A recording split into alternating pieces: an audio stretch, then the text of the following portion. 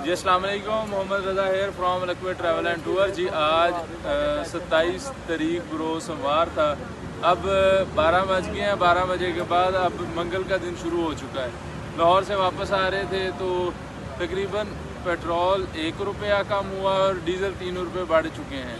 तो इस वजह से जो हमारे डोमेस्टिक के रेट्स थे वो अपडेट नहीं होंगे, जो पहले थे वो ही रहेंगे। उसमें अब कमी बेशी नहीं होगी क्योंकि डीज़ल बढ़ा है 3 रुपये और पेट्रोल जो है वो 1 रुपया कम हुआ है।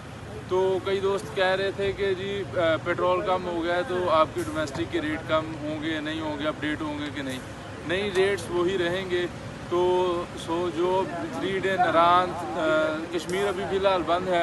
5 डेज़ हुंजा, 6 डेज़ करदू, 8 डेज़ हुंजा प्लस करदू हमारे साथ करना चाहते हैं, दिए गए नंबर पर रब्ता करें और अपने ट्रिप बुक करवाएं।